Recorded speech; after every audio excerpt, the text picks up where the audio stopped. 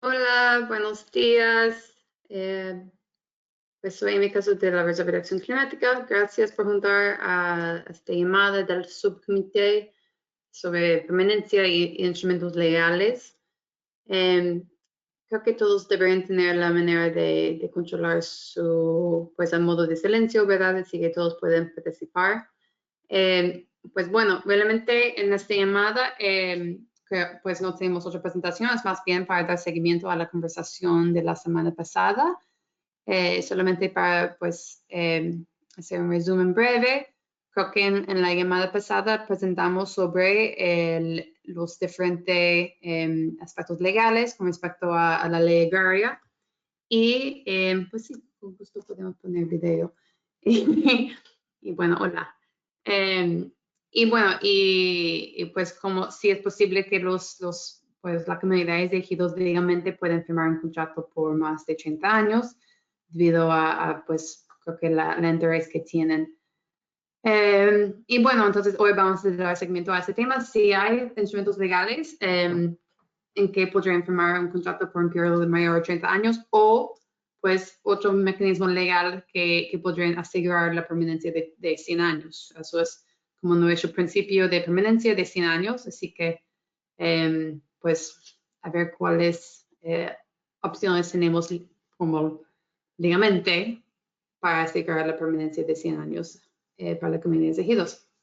Así que eso solamente el resumen. También vamos a dar seguimiento al tema de pues, fortalecer la gobernanza social para, pues, en contexto de la permanencia.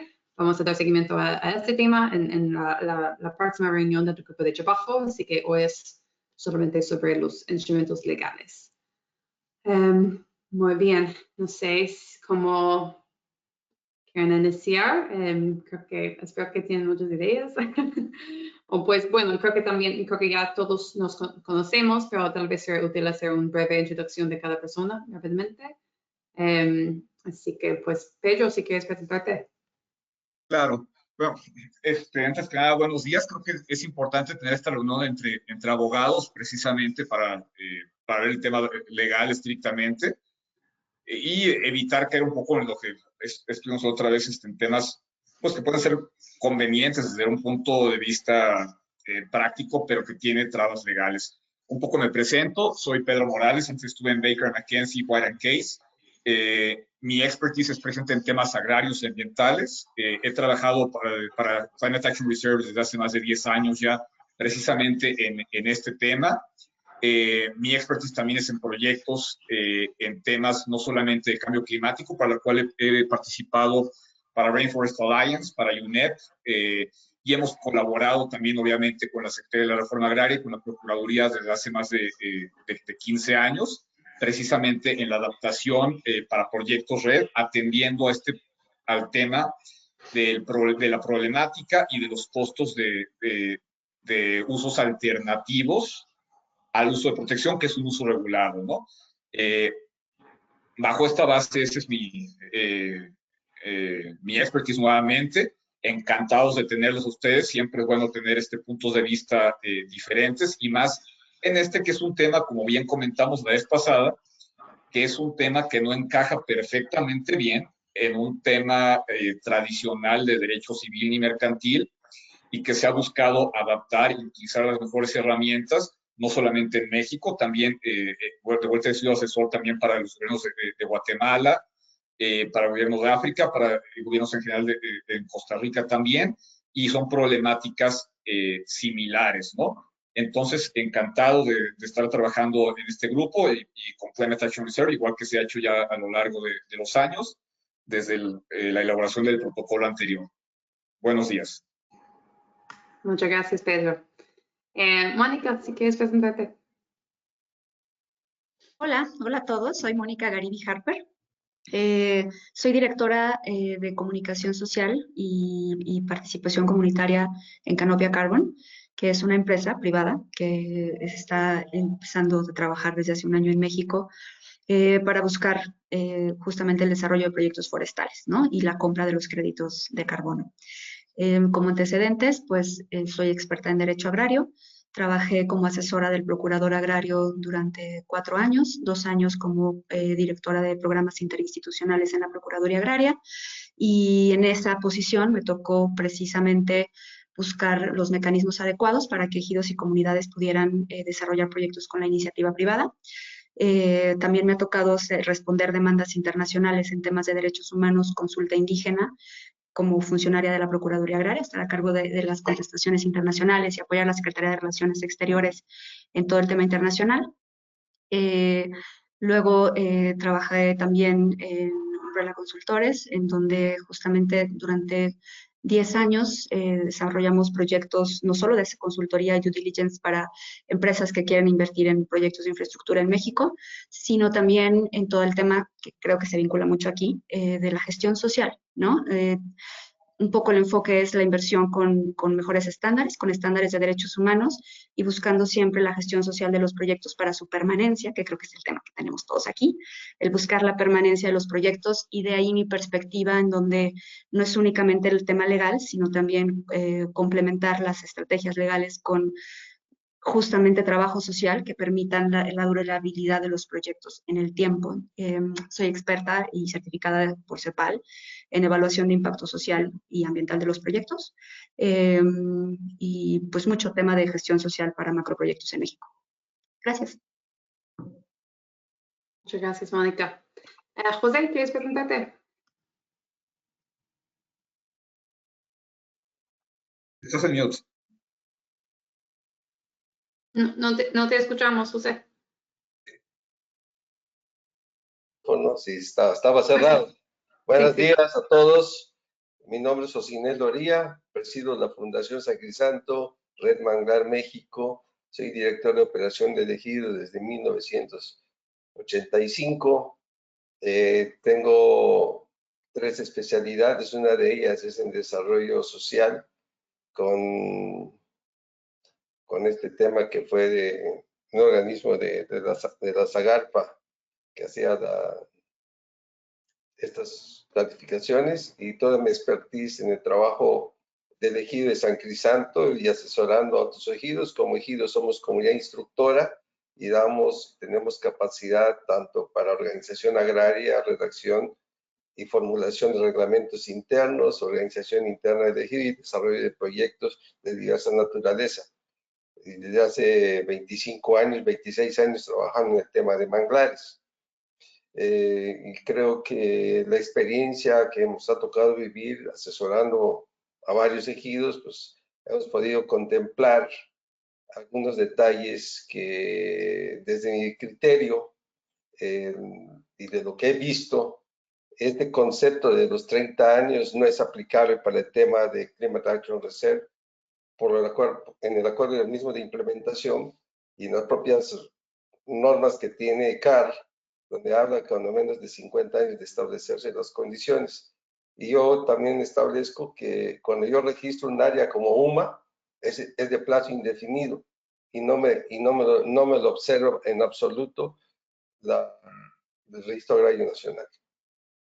Esos serían mis comentarios, mis elementos. Tengo 2 elementos fundamentales que estuve revisando, que es, por un lado, el acuerdo de implementación. El acuerdo de implementación de ninguna manera establece el traslado del uso del suelo a CAR.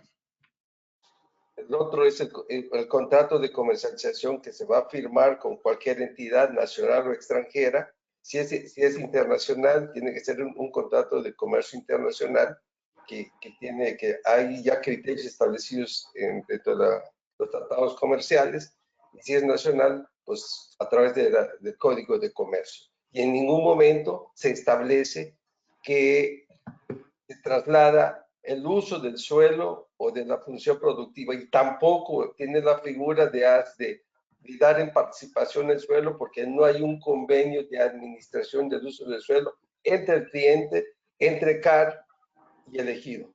Entonces, desde mi punto de vista, creo que fue un error de interpretación esa. Ya incluso tengo las tesis de jurisprudencia que hablan específicamente de cuándo se aplica a los 30 años en los casos de usufructos, o cuando se entra en una empresa con asociación ejidal, en las famosas acciones T, que establece la propia ley agraria. Entonces, creo que ahí está el tema de discusión. Lo importante creo que sería clarificar, AMI, desde mi punto de vista, el acuerdo de implementación, donde no se establece y sería claro y dejar claro que el ejido no está entregando el uso del suelo, se está comprometiendo a conservar las condiciones ambientales que tiene la cubierta forestal durante 100 años, para poder tener muy claro el proyecto de conservación. Más nosotros mismos como ejido tenemos hecho una declaración voluntaria a 50 años y ahí está inscrita en el Registro Agrario Nacional y nunca fue observada. Gracias, José. Tal vez, perdón, creo que solo para dar chance que Rosendo también se presenta. Rosendo, si quieres presentarte. Hola, no sé si me escuchan. Sí. Ok, perfecto. Antes que nada, buenos días. Agradecerle a la Reserva de Acción Climática por la invitación.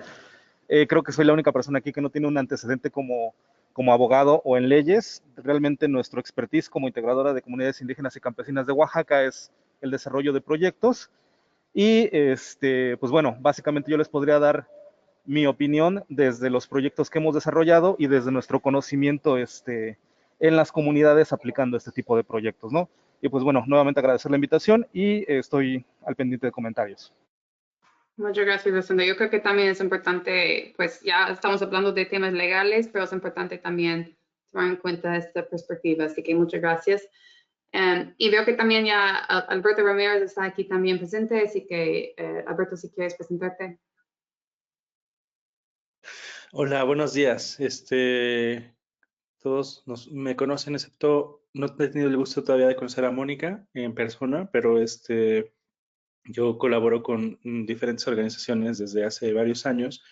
Sobre todo tengo experiencia en la evaluación de proyectos en cuanto a certificación de manejo forestal sustentable en aspectos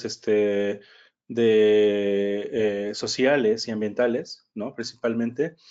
Sobre todo en cuestiones de organización, gobernanza y demás. No tengo tanta experiencia como un abogado ya para cuestiones legales, obviamente, pero pienso que vale la pena mencionar algo de las fortalezas, del fortalecimiento de las salvaguardas sociales, que es también una de las sugerencias que se tuvieron en el grupo de trabajo. Actualmente estoy colaborando con WRI México. Estamos implementando, pues, yo creo que el proyecto más grande de captura de carbono en México. Ahorita llevamos 60 comunidades en diferentes estados del país, en 7 estados del país. Y claro que cada estado es diferente, cada estado tiene una interpretación o un abordaje de las autoridades de manera diferente, ¿no? La Semarnat la CONAFOR tiene actitudes diferentes en cada estado y eso a veces es complicado. A veces piensas, por ejemplo, el Estado de México, que es más cercano a la capital, piensas que está más organizado y es un desastre total, ¿no? Por ejemplo. Pero bueno, desde hace un par de meses estoy colaborando con Amy en el grupo de Bosques para México de la Reserva y pues de verdad que cualquier cosa que se pueda aportar o que necesiten, aquí estoy. Muchas gracias. Buen día a todos. Gracias, Alberto. Bueno, yo creo que me conocen, ¿verdad? Pero soy en mi caso directora de operaciones de América Latina de la Reserva. He trabajado principalmente en el protocolo forestal para México ya casi 7 años. Así que muchas gracias, un gran gusto. Pues bueno, adelante para los abogados. Bueno, si quieren, platico un poquito del trasfondo y por qué el requerimiento de los 30 años. Ahora, algo importante es especificar que estos son temas legales, vaya, o sea, el hablar de experiencias o algo así está muy bien, pero si hay que limitar un poco esto a temas legales solamente, es una opinión legal, obviamente la parte social es una parte, además, es una parte importante. Pero el punto importante, y hablando, Mónica, estuviste en CEPAL, igual estuvo Sam, que fue mi viejo jefe en Semarnat, cuando empezamos con todos los proyectos de Ready Forestales en México. ¿Estuviste en algún programa con él ahí? No, no estuve en CEPAL, tengo una certificación de CEPAL. Ah, ok, te entendí que habías estado en CEPAL ahí con Alicia y En con Procuraduría Sam. Agraria sí estuve. Entonces, un poco, a ver, el tema de los proyectos RED en México se ha visto no solamente en México, sino a nivel global, es el tema del uso del suelo. Como comenta el maestro José Inés Gloria, efectivamente no hay como tal un uso de suelo específico, no hay un contrato de usufructo, no hay un contrato de arrendamiento. Pero el tema principal que se ha visto en las negociaciones internacionales ha sido el que se compense adecuadamente a las comunidades indígenas, a las comunidades rurales, por el tema de llevar a cabo el uso de protección, el uso de conservación y no un uso alternativo que puede ser algún uso en cuanto hablemos de minería, agricultura o cualquier otro uso que se dé al suelo. Entonces, sí se está hablando de uso, es el concepto que se tiene establecido en tratados internacionales, en convenciones en las que siempre hemos participado, en COPs anteriores. El tema, y en eso estamos completamente de acuerdo, es que, como se ha dado en la práctica, no es a través de convenios de usufructo, convenios de ocupación de suelo. Y esto tiene un contenido importante. Obviamente para el CAR, el firmar un contrato de usufructo, un contrato de arrendamiento sobre el uso de suelo, le genera responsabilidades que no debe tener. Y además, en realidad, no es como tal una ocupación per se, pero sí estamos hablando de un tema de uso de suelo, que es un uso de suelo regulado, incluso para terrenos de propiedad nacional, para lo cual incluso se tiene que pagar derecho. Por ejemplo, para zonas federal marítimo terrestre, el uso de conservación, uno paga derecho por el mismo. Entonces, para efectos legales, el uso de conservación es considerado como un uso. Si uno firma un convenio y obtiene un provecho, un beneficio económico y ata a elegido a la comunidad agraria a no llevar a cabo actividades contrarias al uso de conservación, se considera que hay un uso también. Eso es como se ha dado en la práctica y hemos tenido litigios también por parte de proyectos red en ese sentido, en el cual la autoridad ha considerado que sí existe un uso y se limita a 30 años. Básicamente es el tema que hemos tenido. Inclusive no solamente para el tema de uso forestal, sino para temas mineros. Los mineros también siempre han estado interesadísimos en tener contratos a más de 30 años y han llevado a cabo algunas modalidades de convenios, de joint ventures, cualquier modalidad distinta con los ejidos para tratar de extender los 30 años de manera infructuosa también. Entonces, el tema es que, aunque coincido que podemos tener varias interpretaciones en la materia, pues definitivamente el tema de los 30 años ha sido la opción más kosher para evitar litigios que pueda tener CAR, porque como sabemos, obviamente, un litigio para el Climate Action Reserve representa costos más elevados que los que pudiera tener de llevar a cabo una interpretación que puede ser válida también, pero una interpretación más arriesgada que lleve más de los 30 años, ¿no? Y de vuelta, la verdad es que en mi experiencia, todas las modalidades que hemos tenido con mineras, dándole una interpretación distinta a que es un tema de comercialización con el ejido, en fin, pero que ata al ejido a no tener un uso de suelo diferente. Y recordemos que los terrenos ejidales son terrenos que son propiedad federal, no es propiedad privada y nada, está considerado para cualquier efecto como bienes nacionales. Han sido infructuosos. Las mineras que han tenido esta entrada para tener convenios de comercialización u otras figuras distintas, pero que obliguen a no tener un uso de suelo distinto en más de 30 años, los litigios no han ido por buen término. Pero bueno, esa es mi experiencia en ese sentido. Y ahora, los convenios que se han usado a lo largo de todos estos años, ahí entra bien la interpretación del maestro José Inés Gloria, es que no han sido convenios de usufructo, no han sido convenios de arrendamiento. ¿Por qué? Porque si tuviéramos esos también, aparte Climate Action Reserve o el desarrollador sería considerado como responsable solidario para efectos ante las autoridades ambientales.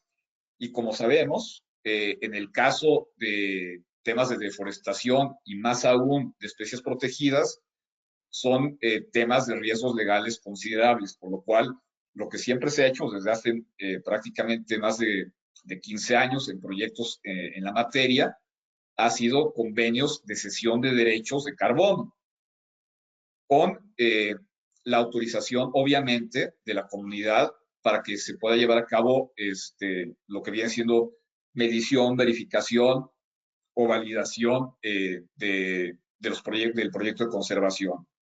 Entonces, un poco ese es el tema como lo hemos visto en la práctica, pero obviamente atento a los comentarios y sugerencias que tengan ustedes, por supuesto. Y obviamente la experiencia que tenga Mónica Sí. dentro de la Procuraduría, pues importantísimo. Gracias, Pedro.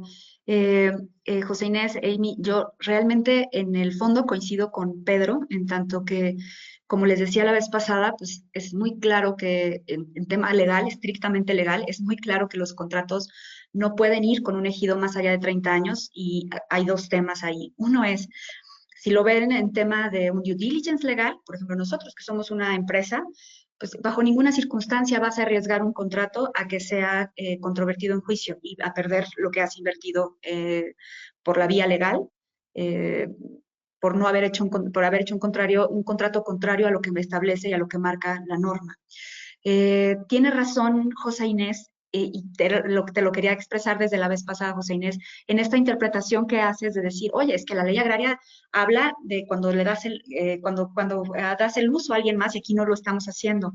Pero sí estás limitando el uso. La razón, José Inés, por la cual la interpretación que han dado los tribunales cuando se han impugnado este tipo de contratos a mayor a 30 años, y me gustó mucho tu ejemplo, Pedro, sobre la ocupación superficial en los contratos mineros, porque puede ser un ejemplo equiparado, en donde estás no teniendo un contrato ni de arrendamiento ni de usufructo, pero se le está buscando dar la vuelta a los 30 años. Y la interpretación es que de alguna manera, cuando mediante cualquier figura jurídica, no pensemos en una en especial, no le pongamos, ahorita no entremos en la discusión de la etiqueta de la figura jurídica adecuada, sino de los 30 años. Cualquier figura jurídica con la que pacte un ejido, modificar o, o pactar en la manera en que se usan sus recursos naturales y su territorio, ese contrato le está limitando a realizar una actividad futura diferente. Si un ejido decide, oye, yo quiero trabajar en un proyecto de conservación, por ende no voy a tocar mi selva, bravo, es lo que todos queremos, pero si él lo limita, si él toma esa decisión, sí va a tener una consecuencia futura respecto al uso de su tierra y sus recursos. Y lo que trata de proteger la ley agraria es que el ejido no se amarre más allá de 30 años en el uso de sus recursos, en las decisiones sobre el uso de sus recursos. Esa es la idea.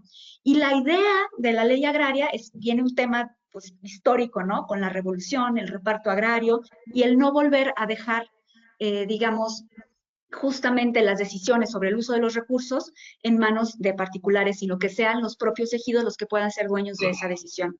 Entonces, entiendo el punto y lo que dices es una lectura muy pura de la norma, pero lo que dice Pedro es muy cierto. Ha habido ya muchos litigios, muchos casos en donde el tema del uso, de otorgar el uso, olvídate de la figura jurídica, otorgar el uso y comprometerlo a más de 30 años es algo que las cortes no nos van a permitir, o sea, si lo llevamos a tribunal, no nos van a permitir hacerlo o sea, en manera estricta, o sea, no va a pasar.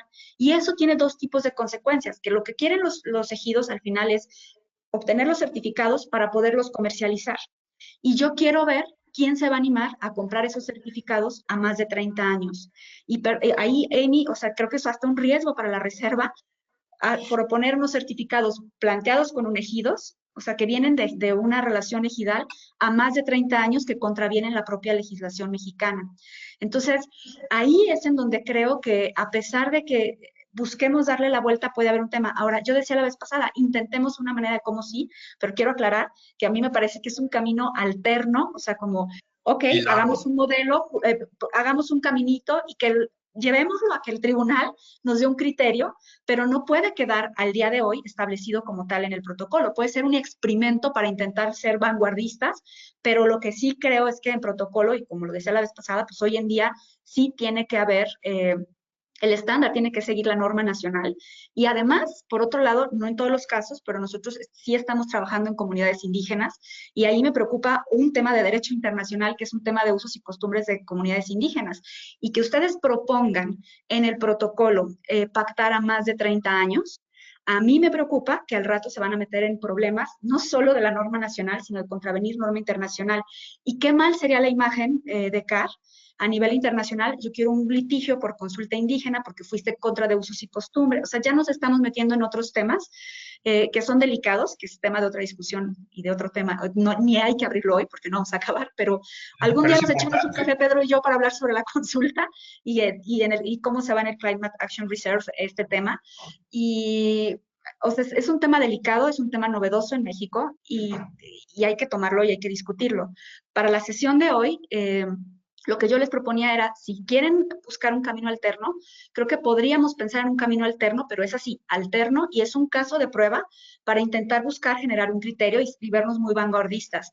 Pero en general, en el protocolo, o sea, yo les voy a decir, Canopia jamás en la vida va a firmar un contrato, nosotros no vamos a firmar un contrato a más de 30 años, pero lo que sí me gustaría proponerles discutir aquí, y qué bueno que en la mesa el día de hoy se incorporan compañeros con expertise en lo social, porque también pensando en norma internacional y en temas de derechos humanos y en temas de derechos indígenas, a mí me parece, les voy a presentar un criterio que a lo mejor puede ser controvertido, pero a mí me parece que el hecho de que CAR tenga un criterio de limitar los créditos y de dar, o sea, de limitar los créditos a un porcentaje correlacionado a los 100 años y que por ende los ejidos no tengan la opción de obtener el total de sus créditos, sí podría ser, señores, violatorio de tratados internacionales por usos y costumbres, sobre todo cuando se trata de comunidades indígenas, porque el propio protocolo está impulsando o está poniendo un premio o está más bien castigando a un ejido por pactar en contra de sus usos y costumbres.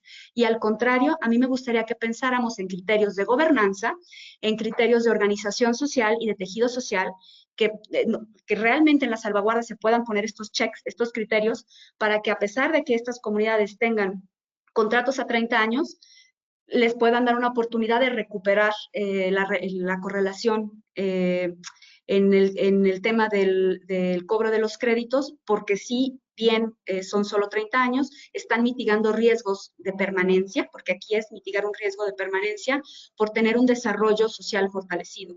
Y creo que por ahí debería de ser el tema, más que pensar en contratos que contravienen la disposición nacional e internacional.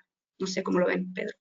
Esa aportación se me hace valiosísima, se sale un poco de mi área de expertise. El tema de consulta indígena obviamente es un tema que ha sido importantísimo, especialmente en los últimos 6 años, y más por la política que tiene actualmente la 4T, que hay que decirlo claro, la 4T está en contra de los proyectos RED, pero fuertísimo. La 4T está completamente contra los proyectos RED, lo ven como una oposición. Esto fue una plática que tuve hace 2 semanas en esto, al programa este de Sembrando Vida, que es una idiotez, pero se contraviene mucho. Y la postura que ha tomado la 4T en contra de proyectos de financiamiento e inversión que provengan del sector privado, no del sector público, ha sido y está en este momento completamente contraria, ¿no? Entonces, hay que ser inclusive mucho más kosher en lo que estemos haciendo, como comenta Mónica, y creo que este tema de consulta indígena definitivamente es un área importantísima a cubrir, en el cual, Mónica, tu aportación es súper valiosa, porque es un tema por el cual podrían llegar a generar problemas por ese lado. O sea, hay que ver que en este momento, con la situación política en México, tenemos que blindar legalmente lo mejor posible los proyectos de CAR, aún más que lo que estaba antes. Ahí, por ejemplo, si me permiten también para complementar, no nada más en México, Pedro, también las iniciativas que están ahorita escalando tanto, sobre todo el BCMI, la Iniciativa por la Integridad del Mercado Voluntario, está exigiendo consulta indígena, respeto a los derechos de las comunidades y sobre todo de los pueblos indígenas, no a la propiedad de los créditos, a la propiedad de la tierra. Si va a haber créditos de calidad, tienen que ser créditos que el mercado te va a comprar porque demuestras este respeto por los usos y costumbres, por la tenencia de la tierra, por el usufructo legal de los créditos, ¿no? Entonces, sí vale mucho la pena, yo creo, si no discutirlo ahorita, sí tenerlo bien puesto en mente, porque puede robustecer muchísimo las cosas. Sí, totalmente. Les comparto que yo acabo de terminar un estudio que hice para Naciones Unidas sobre los retos en la implementación de la consulta indígena en México y analizamos todas las consultas que se han realizado en el país, los problemas jurídicos que han tenido, los procesos consultivos y las resoluciones que han tenido los tribunales en México y internacionales en relación a la consulta indígena en México. Y bueno, obviamente en Canopia hicimos el análisis sobre consulta en nuestros proyectos. El tema es que el obligado a realizar la consulta es el Estado y no el particular. Entonces, en tanto que no se requiera o no se cambie la ley forestal mexicana y la autoridad federal o, bueno, o estatal o municipal requiera dar una autorización para el desarrollo de los proyectos, la consulta no aplicaría como tal, el proceso consultivo, el protocolo no se activa del 169 de la OIT, pero lo que sí es que sí tenemos que pensar en que podría haber cambios en la norma futuros, por un lado, y por otro lado, y eso a nosotros nos hace en nuestros proyectos, nuestra metodología de trabajo con comunidades, intentar acercarnos, que es lo que dice la buena práctica y los principios de las Naciones Unidas para las empresas y los derechos humanos. La buena práctica es, bueno, si el Estado no se encarga de, pues tú haz los pasos más cercanos a obtener el consentimiento previo, libre e informado, que es lo que nosotros hacemos. Y que por ende, para nosotros acercarnos a un ejido, tener uno o dos contactos con el ingeniero forestal y firmar un instrumento legal para presentarlo a la certificación, no es nuestro objetivo, sino hacer un trabajo profundo con muchos meses y una metodología muy fina para poder desarrollar, cumplir con las salvaguardas, pero cumplir con las salvaguardas y cubrirnos en temas de litigios internacionales por derechos indígenas, ¿no? Adelante, José Inés, creo que ibas. Sí, bueno, primero yo quisiera tomar un poco lo que decía Pedro. Discrepo en cuanto al tema de propiedad. La reforma del 92 es muy clara. Los ejidos son propietarios de las tierras que han sido dotados o de las que hayan adquirido por cualquier otro medio. Artículo 9 de la ley agraria. Y eso no está en discusión. De acuerdo contigo, José. Yo lo que voy, yo diría a mí, ¿cuál es el principio fundamental? Porque el eje de aquí es el acuerdo de implementación que se firma con cada entidad. Y el acuerdo de implementación del proyecto en ningún lado dice que es a 100 años. Sí, el protocolo dice, la norma dice del Protocolo Forestal de México que para garantizar los acervos de permanencia, las condiciones de la superficie que se compromete tienen que permanecer 100 años. Lo dice la ley, lo dice tu protocolo, no lo dice el acuerdo de implementación, que sí, es lo que se firma. No, el acuerdo de implementación sí dice el periodo de vigencia. Y ahí lo modificamos, 100 años, 30 años. Para ejidos de comunidades dice 30 años. Para un propiedad privado que elige firmarlo por 100 años, dice 100 años. Pero el acuerdo una precisión jurídica nada más. El ejido no es propietario de los terrenos, por una simple razón no los puede vender, no los puede comercializar, que es un derecho básico de eso. Por eso sigue siendo considerado para efectos de inversión como una propiedad federal, para todo efecto. No puede sacar del régimen ejidal más que bajo el mecanismo que te da la ley para llevar a cabo la asamblea de dominio pleno, que es un procedimiento con el cual entra en un régimen de propiedad. Para cualquier otro efecto sigue siendo propiedad de la nación y eso se ve en la reforma de la ley forestal, pero perdón. Ay, yo coincido con José Inés, Pedro. Ay, sí, yo coincido con José Inés y sí creo que la propiedad de la propiedad ejidal es de los ejidatarios. No tienes ningún derecho para efectos de comercializar como pero tal. Tampoco la nación. Tampoco la nación. No tienes el otro Pero no punto. es discusión de esta sesión, porque no es el tema. Adelante. Dejamos fuera el tema. Yo me refiero al artículo 9 de la ley agraria, es muy claro.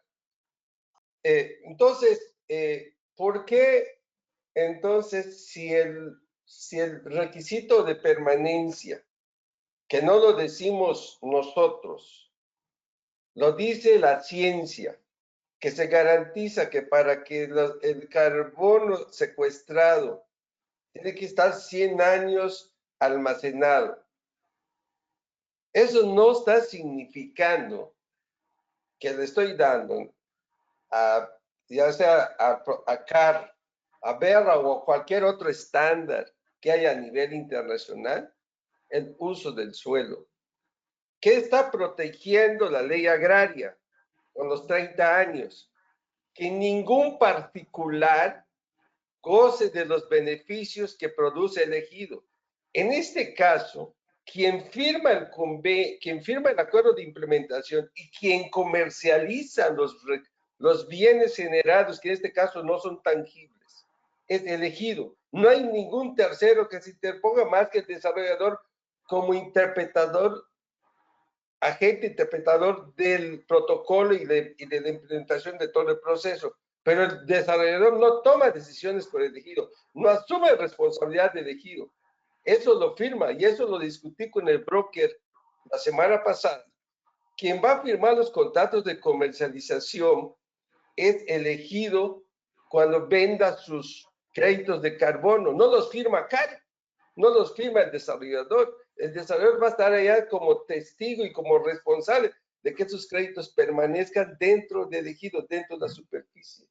Por eso a lo que yo voy es cómo amarramos el acuerdo de implementación. Vamos a suponer, y yo les reiteré la vez pasada que platicamos, el ejido San Crisanto declaró desde el 2006 un compromiso de 50 años de conservación voluntaria de sus áreas de uso común. Y nadie nos dijo nada, porque es un acto voluntario. Nosotros mismos estamos usando ese suelo para los fines que nos interese. Es más, estamos haciendo uso del área en una actividad no extractiva, sino paisajística. Tenemos paseos dentro del manglar. Tenemos servicios ambientales dentro del manglar. Somos comunidad extensionista donde la gente que nos viene a hacer intercambio, los metemos al manglar para que conozcan cómo lo trabajamos. Pero eso no significa que haya un traslado. O sea, perdón, pero todavía no entiendo cómo el criterio de 30 años... Lo que pasa, José Inés, es que no es que haya un traslado de la propiedad, sino que hay una limitación en el uso de la propiedad, en la manera en que el ejido puede usar la propiedad. Es un tema de limitación del uso. Y entonces lo que la ley o lo que el juzgador quiere proteger es que el ejido no limite el uso por un periodo mayor a eso. Que si el ejido quisiera desarrollar una actividad económica después distinta, no pudiera hacerlo porque ya hay un contrato limitado. Y aquí creo que el tema es un tema de riesgo. O sea, a ver, podríamos todos decidir un día firmar los contratos a 50 años o a 100 años, pero el tema es el riesgo que eso le implica a quien va a adquirir los créditos, ¿no? Entonces, quien va a adquirir los créditos va a comprar un contrato o va a firmar un contrato de compra de créditos con un riesgo de que el contrato lo pueda incumplir el ejido. Y entonces se convierte en una posibilidad de que los ejidos incumplan su contrato, porque si el ejido decide impugnarlo, el ejido lo va a ganar en el tribunal. Es así, con los ojos cerrados. Si nosotros firmamos un contrato a 50 años o a 100 años, y la reserva dice, sí, firmemos a 50 o a 100 años, quien va a comprar el crédito, lo que quiere y su interés último es que durante el tiempo del contrato el ejido cumpla con las actividades que se decidieron implementar. ¿Qué pasa si para el año 31 el ejido dice, oh, deje todo el año 31, en el año 5 al ejido le llega una oferta mejor por otro proyecto y dice, yo, este convenio ya no me convino. El dinero que me están ofreciendo por este convenio es menor del que me ofrecen por este otro proyecto, el que quieran. Hasta un proyecto igual de créditos con otra compañía y con otro estándar. No, me ofrecen mejor acá. ¿Sabes qué? Voy, me impugno en el tribunal y yo hasta me imagino a la empresa detrás de ese proyecto ayudando al ejido a impugnar en tribunal el contrato, porque lo hizo a más de 50 años y al tribunal diciendo, pues sí, ejido, tienes toda la razón, te ofrecieron un contrato que va a más de 50 años, el contrato queda nulo y el ejido queda liberado de sus obligaciones. Entonces, el tema que hay hacia atrás es ese, corre un riesgo quien va a comprar los créditos y por ende el estándar corre un riesgo porque imagínate que el estándar estaría certificando proyectos que incumplen con la norma nacional en un tema muy básico y muy sencillo. Ese es un punto. Y punto número 2, cuando se trata de comunidades indígenas, el tema de los usos y costumbres y del uso, la costumbre y la norma interna de firmar contratos a 30 años es algo que se tiene que discutir y se tiene que analizar y se tiene que tomar en consideración. Y el estándar tiene que pensar que condicionar al ejido, o sea, tener como una condicionante negativa al ejido, limitando el recurso que pueden obtener por un proyecto de conservación, al ponerlo distinto a sus usos y costumbres, también va en contra de las normas internacionales y no se ve bien para el estándar. Entonces, yo invitaría al estándar al revés, a que al contrario, no castigue a los ejidos por hacer contratos conforme a la norma nacional y conforme a sus usos y costumbres, y por el contrario, busque una manera vía las salvaguardas de buscar empujar los ejidos hacia la permanencia y de puntuar a los proyectos y puntuar a los ejidos por cumplimiento de temas de gobernanza, por cumplimiento de temas de organización y de generación de capacidades internas, y hacer una compensación en ese sentido, porque si no, creo que hasta se ve un poco mal para el estándar ante ojos internacionales, y a más de algunos se le va a ocurrir ver qué opinan las cortes internacionales en temas de consentimiento previo de informado y respeto a los usos y costumbres de comunidades indígenas, con un protocolo que está contrario a sus propios usos y costumbres. Es al revés, los protocolos se adaptan a los usos y costumbres de las comunidades y les ayudan a que fortalezcan capacidades. No sé cómo lo veas, Amy, Pedro. Sí, un poco completamente de acuerdo contigo. Y aquí solamente un punto importante, ¿no?, del artículo 9, que es importante aquí. Los ejidos, a pesar de que el artículo 9 establece que son propietarios, no lo son en realidad y no está contemplado para efectos de financiamiento internacional como propietarios por un motivo muy sencillo. Para efectos de garantías, venta, no tienen el control, no tienen los derechos de un propietario. Para cualquier efecto, inclusive para la reforma eléctrica de 2013, pues se establece claramente, con las restricciones que se establecen para la modalidad de ocupación de los de terrenos ejidales, que es una propiedad regulada específicamente como un bien nacional con derechos otorgados, a pesar del artículo 9. ¿Y eso por qué es importante? Porque el uso que se limita, los terrenos ejidales son terrenos otorgados a favor de ejidatarios para que lleven a cabo sus actividades. Se les otorgan derechos para que decidan en un término de 30 años, pero se previene, y para lo que está fundamental y alegre es que no haya abusos de terceros que les vayan a limitar un uso que afecte sus derechos. Por eso es el tema de los 30 años. Y por eso, aunque no haya como tal un tema de ocupación temporal, de posesión de CAR o del desarrollador de proyectos de carbono en el terreno como tal, sí se considera como un tema de uso para tal efecto. Y eso, igual en el tema de las sumas, quiero aclarar que en el tema de las sumas que nos sacaron ahorita, recientemente hemos tenido para mineras, hemos tirado 3 UMAS precisamente porque estaban a más de 30 años, UMAS de conservación para especies forestales, que estaban bajo la Ley General de Vida Silvestre. Entonces, sí hay experiencia en este tema de que más de 30 años es un riesgo considerable para efectos de financiamiento y no solo para CAR, para cualquier proyecto de financiamiento que tenemos de energías renovables, de lo que sea, firmar algo a más de 30 años bajo el esquema que sea, que limite al ejido a un uso que sea contrario o que ponga cualquier penalización al ejido por usar ese terreno por más de 30, por no usarlo por más de 30 años como se haya acordado, es anulable y está sujeto a nulidad absoluta incluso. Y es un problema después para el desarrollador tratar de recuperar costos del ejido, es algo virtualmente imposible. Entonces, la verdad, como comenta en este caso Mónica, y por lo cual creo que es importante hacer esa separación, a pesar de lo que establece el artículo 9 de los derechos que tienen el ejido sobre los terrenos, porque no son los derechos que tiene un propietario como tal, es un terreno que está limitado y no se puede llevar a cabo ni siquiera el tema de garantías como se podría establecer bajo una propiedad normal.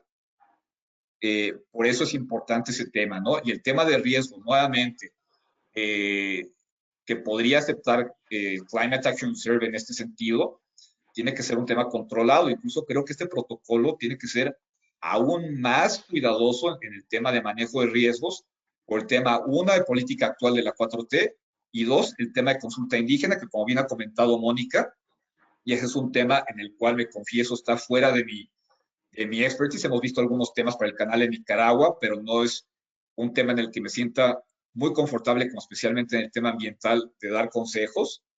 Creo que tenemos que blindar aún más el protocolo, más que asumir más riesgos.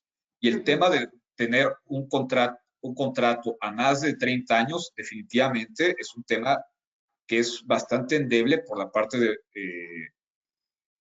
litigio, pero considero, no para este protocolo, sino con una visión a futuro, que la sugerencia que da Mónica de hacer un proyecto prueba en tribunales y en acuerdo con las autoridades agrarias en todo caso, es algo podríamos tratar para mitigar aún más riesgos, ¿no? Todo desarrollador sabe que cuando invierte en un terreno agrario, entra en un riesgo, en un riesgo, ¿no? De hecho, es un deterrent que tienen varios países en invertir aquí.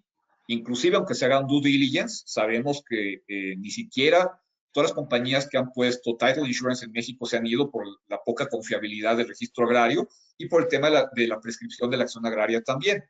El invertir en un terreno agrario implica un riesgo asumible que muchas veces se puede tomar en cuenta en el factor riesgo y en el factor ganancia, en el factor garantías también que podemos poner como un side guarantee también. Pero creo que para efectos de proyectos red y para efectos del Climate Action Reserve como tal y del prestigio que tiene Climate Action Reserve también, el hacerlo a más de 30 años de momento es un tema considerablemente riesgoso bajo el entendimiento de los antecedentes que hemos tenido para proyectos similares. Sí. Solamente eso. Perdón, Amy, no sé si rápidamente, Rosendo, perdón, y solamente para mencionar que, pues, dos cosas, y creo que eso es súper importante para nosotros como la reserva, por supuesto, para no solamente cuidar a nosotros como la reserva, pero más bien para cuidar el nombre de los créditos, pues, para cuidar el mercado de carbono, porque si no podemos garantizar la permanencia, si firmamos contratos que no son válidos, los compradores van a dar cuenta, van a preguntar cómo estamos garantizando la permanencia y van a dar cuenta que realmente no es válido y así el valor de los créditos van a ser menor. Así que, por supuesto, no podemos hacer algo que no realmente está garantizando la permanencia. Yo creo que eso es en el interés de cualquier actor aquí. Creo que tienes todo aquí. Un riesgo importante aquí de los 30 años de la vigencia es que se afectaría el contrato de nulidad absoluta, no de nulidad relativa. O sea, se tumba el contrato, queda sin validez, no es algo que se pueda corregir después, que sea como otras cláusulas. Al ser el tema de vigencia, afecta de nulidad absoluta el contrato. Exacto. Entonces, quiero escuchar a Rosendo, pero también lo que tal vez yo quería regresar, pues no sé si hay una alternativa. Si hay contratos que son automáticamente renovables, yo entiendo la parte social. Muy bien, súper, tenemos que hacerlo. Pero si hay algo, porque nosotros también tenemos que tener algo legal, pues podríamos decir que pues podría garantizar la permanencia de 100 años. O no, y podemos ver otras opciones como de seguro, pólizas de seguro, o pues aumentar la contribución al fondo de seguimiento, contribuciones de fortalecimiento de social. Pero quiero entender si hay una alternativa legal, instrumento legal. Que para renovar el ejido se tiene que someter a consideración de la asamblea. No hay una renovación automática. Se puede hacer una renovación, pero se tiene que someter a consideración de la asamblea nuevamente a los 30 años esa renovación. Entonces no es en automático, el ejido tiene que volver a pensar el proyecto y a decidir si es conveniente para él. Ese es un muy buen punto, Mónica, porque muchas me dicen, bueno, pues es que la ley te da la opción de prórroga, entonces son 60 años. No, son 30 años, tiene que haber aprobación de los órganos ejidales y después se puede dar la prórroga, no es automático. Okay. Es un muy buen punto. Gracias. Dice prorrogables, no dice que se prórroga automática. Bueno, sí. No, pero digo que la gente entiende que al decir prorrogables, entiende que son 30 más otros 30 años prorrogables y la ley te da ese derecho automático de los 30 años. Y no es así. Ok, de acuerdo. Perdón, solo quiero regresar a Rosendo para darle chance. Disculpa. Sí, no, muchas gracias, Amy. Nada más una disculpa por el ruido de fondo. Coincido completamente con Pedro y con Mónica. Yo siento que los argumentos que han dado son bastante importantes. Y también comentar un poquito alineado de lo que dijo Amy. Siento que no es necesario quitarle la robustez que hasta el momento tiene el protocolo en el tema sobre todo de garantizar que los créditos están dentro del marco legal mexicano. Y yo siento que lo que procede, ahorita ya va quedando claro que de momento es un poquito imposible pensar en un contrato a 100 años, al menos para ejidos y comunidades, y lo que procede es darle opciones precisamente a los ejidos y las comunidades y que ellos sean quienes decidan por qué esquema se quieren aventar. A lo mejor por ahí Mónica comentaba un esquema vanguardista, perdón, A lo mejor va a haber comunidades que sí se van a querer aventar con ese esquema vanguardista y con el entendimiento de que posiblemente retrase el desarrollo de los proyectos. Hay comunidades que van a estar de acuerdo con seguir firmando contratos por 30 años y va a haber comunidades que van a estar de acuerdo con, por ejemplo, incrementar el porcentaje de contribución al fondo de aseguramiento. Yo creo que lo que procede ahorita es estar pensando en esos esquemas alternativos y proponerlos como una opción viable dentro del protocolo, ¿no? Nada más eso quería comentar. A ver, a mí, Yeah. en temas de lo que dice la ley de protección al medio ambiente y equilibrio ecológico, en el tema de manglares, aunque yo quisiera cambiar el uso del suelo, aunque hubiera otro proyecto alternativo, no lo puedo hacer, porque está acotado al uso del ecosistema. Puede ser que para temas forestales, por invasión de zona urbana o cualquier otra cosa, pueda darse esa opción que tú señalas, Pedro, que ha señalado Mónica. Pero en el tema de manglares, no hay opción de cambio de uso de suelo. En por la ley absoluto. de vida silvestre, por el 60 ter de la ley de vida silvestre, no tanto por la LGEP. Por eso. Porque antes sí se podía, aunque estuviera la LGEP. De todas maneras, cualquiera de las dos opciones no me lo permiten. Y además, atendiendo los últimos resultados de Glasgow, los compromisos que se están estableciendo en este momento, que después se van a convertir en norma interna en cada país, nos compromete más. Entonces, no hay, o sea, para nosotros, bueno, yo hablo ecosistema manglar, ecosistema forestal, bosques de pino, encino, es otro tema. En el ecosistema manglar no hay manera de cambio de uso de suelo. No, hay que ver una cosa también, al manglar no le aplica la ley forestal, porque la ley forestal claramente te dice que no le aplica ninguna especie o medio de especies que estén regulados por la ley de vida silvestre o bajo la norma 059. Entonces, de entrada, son regulaciones distintas. Y completamente de acuerdo. En materia de manglar, después del 60 ter que sacó Calderón, no puede modificar a pesar de la norma 022. Completamente de acuerdo. Perdón, no entendí. Entonces, ¿están diciendo que el artículo 92 de la ley agraria no aplica en el contexto de manglar? No. Okay. No. Okay. No, creo que está bien el punto que dice José Inés, está bien lo que le reafirma Pedro, pero creo que no va a la discusión de fondo del día de hoy, que quizás es lo que vale la pena retomar, los mecanismos, ¿no? Lo que decía Rosendo. A ver, un poco yendo otra vez hacia allá. Yo no propondría que algunos ejidos, que los ejidos tuvieran la opción de firmar a 100 años, porque, insisto, los ejidos que voten por esa opción van a poner en riesgo el proyecto, ¿no? Más bien, yo propondría que todos los ejidos estuvieran a 30 años, y me encantan esta idea de la que habló Amy y Rosendo sobre el tema del aseguramiento. Creo que habría que darles esas opciones. Y lo otro es sí pensar que en el mismo protocolo se establezcan maneras en donde los ejidos puedan obtener el total de sus créditos, no de manera porcentual, solo el 30%, porque no están a 100 años, atendiendo a dos cosas. O sea, creo que vale la pena que el protocolo lo repiense. Uno, los ejidos están cumpliendo con la norma nacional. Y dos, cuando se trata de comunidades indígenas, hay un tema de usos y costumbres, y se ve mal que un protocolo internacional esté contraviniendo temas de usos y costumbres de comunidades indígenas y que los castigue por seguir sus usos y costumbres. Entonces, al contrario, o sea, lo que propondría es que a todos los ejidos les dieran la oportunidad, y a las comunidades indígenas, de obtener sus créditos, o sea, el 100% de los créditos, y no vinculados a esta relación porcentual a 100 años, porque las condiciones de México son distintas, porque los usos y costumbres son distintos. Pensaría en la parte del aseguramiento. Y finalmente, pues sí, creo que la sesión de salvaguardas para pensar en permanencia, ¿no? Es importante. Y entiendo este punto, es súper interesante y muy importante. Y creo que de esto también salió esta discusión, que pues nunca fue la intención de pues castigar a los ejidos o comunidades, por supuesto, fue la intención de castigar la permanencia según las leyes de México, pero entiendo la percepción y también entiendo el verdadero sentimiento de algunas comunidades de ejidos, sienten así, pues por supuesto eso no es la intención. Creemos que el protocolo puede proporcionar la mayoría de beneficios para ejidos y comunidades, eso es la intención, que ellos pueden beneficiar para cuidar sus bosques y crecer los reservos de carbono. Pero vaya, ¿qué pasa entonces? Si tenemos un contrato de solamente 30 años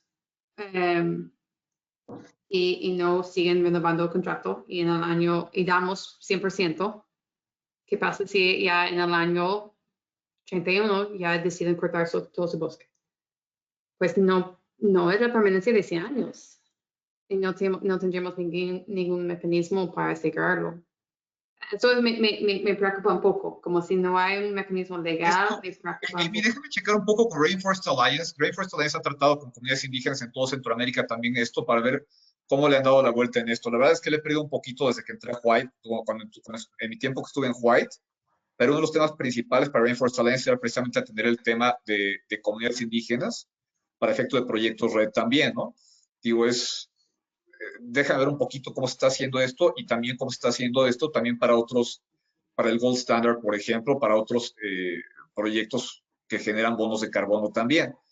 Digo, Sí. el tema obviamente también entendemos que es que este es un proyecto que va a generar CRTs, que tiene un valor económico también y Sí. tiene que dar confiabilidad de permanencia también, obviamente protegiendo y cubriendo y blindando el tema de derechos indígenas, pero entendiendo también que al final del día los CRTs es algo que compite con otros bonos de carbono también y debería de tener posiblemente salvaguardas similares a las que tienen ellos también para este efecto.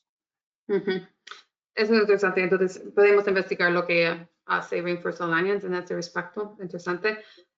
Y al fin, como creo que los dos lo han dicho muy bien y todos han dicho que es un tema de riesgo también respecto a la permanencia y cómo nosotros evaluamos el riesgo de la reversión y si hay mecanismos para mitigarlo. Y entiendo, yo creo que fue Francisco Loya de la reunión anterior que dijo muy bien de CONAFOR, que realmente en México el tema de permanencia es más social que legal. Pero también yo creo que eso está bien, entiendo. Pues sin duda los compradores y el mercado requieren una garantía legal también. O un nivel de certidumbre, Tenemos que tener un nivel de certidumbre. Y tal vez ahí es la opción de aumentar. Me gusta, Rosendo, la manera que tú lo pusiste como diferentes alternativas y la comunidad podría elegir, ¿verdad? Aumentar su contribución al fondo de seguimiento. Eso está bien. No sé si hay alguna otra opción que no hemos discutido hasta ahorita, alguna otra alternativa.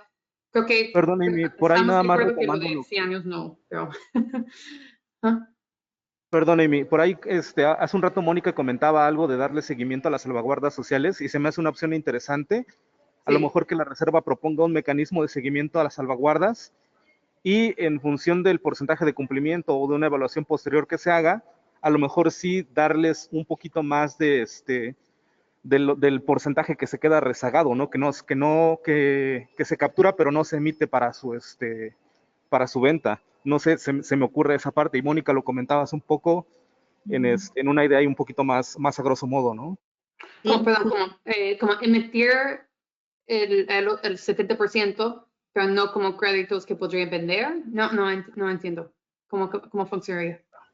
Bueno, hacer un mecanismo de seguimiento de salvaguardas ambientales y tal Sí. vez en función de un comparativo, no sé, a lo mejor la Reserva puede diseñar un mecanismo de cumplimiento, como por ejemplo, si cumple con estas metas en determinado tiempo, a lo mejor la Reserva les puede dar de ese 70% que no se emitió, a lo mejor un 10, un 15, un 20%, ¿no? Y como en el tiempo ir adquiriendo más créditos, conforme vayan cumpliendo con ciertas salvaguardas, en el tiempo se vaya garantizando que hay gobernanza, que hay generación de capacidades, ¿no? Es una manera de... Sería, tal vez sería como que podríamos decir que para recibir 50% o 60%, no sé, tendría que contribuir al fondo de seguimiento de tal porcentaje y maneras para reducir su contribución al fondo de seguimiento sería de cumplir con estos requisitos de salvaguardas sociales. Porque normalmente la contribución del fondo de seguimiento depende en diferentes factores de riesgo y eso realmente estamos hablando ya de...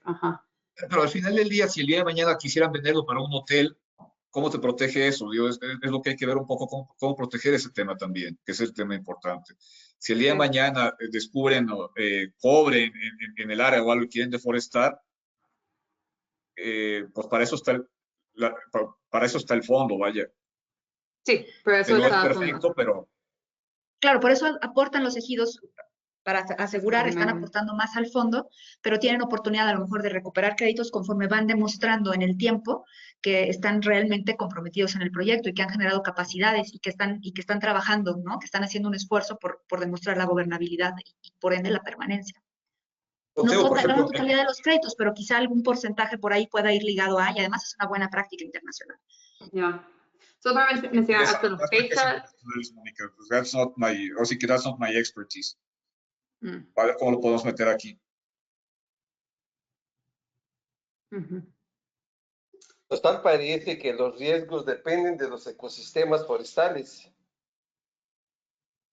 También podría ser pensando La en competencia que hay en Sonora, Coahuila, ahorita con el tema del litio, ese es el detalle, ¿no? Entonces, pues también, entonces el acuerdo debe ser en función al ecosistema de que se está trabajando. Reitero, en caso de manglares no lo puedo remover.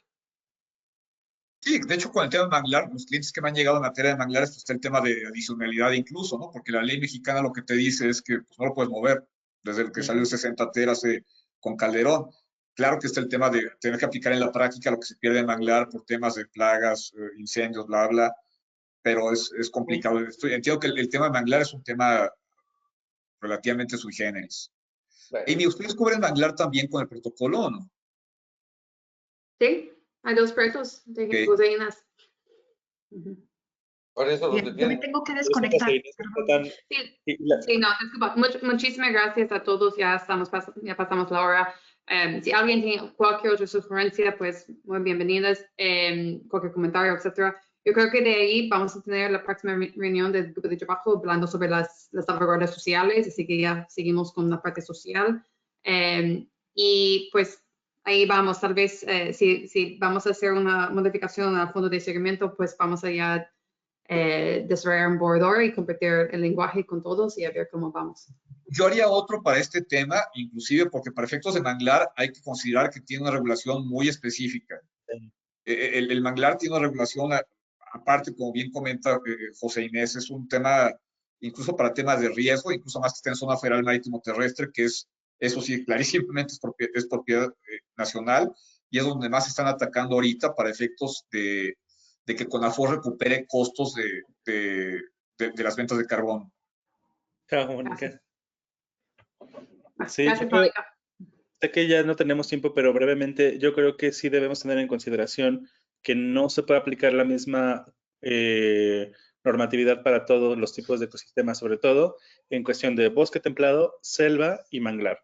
La demostración de la adicionalidad es bien complicada con la selva, por ejemplo, porque es un ecosistema vulnerable por diferentes dinámicas que tiene y claro, la legislación para manglar es muy, muy específica. Entonces, qué bueno que lo mencionas, Pedro, porque sí hay que tenerlo en cuenta, por lo menos esas tres divisiones. Ya no hablemos de bosques superproductivos en el centro y bosques de lento crecimiento en Chihuahua, ¿no? Por ejemplo, que también son cosas que complican las situaciones. Sí, sí. Bien, De acuerdo. Pues bueno, de nuevo, muchísimas gracias por su participación, sus comentarios. Yo creo que ha sido una discusión muy productiva e interesante y creo que ya tenemos medio camino con respecto a lo que podemos hacer. Así que ahí vamos y muchas gracias. Bueno, que tengan buen día. Igualmente, Emi. Bye. Saludos. Hasta luego, Amy. Hasta luego. Todos. Hasta luego.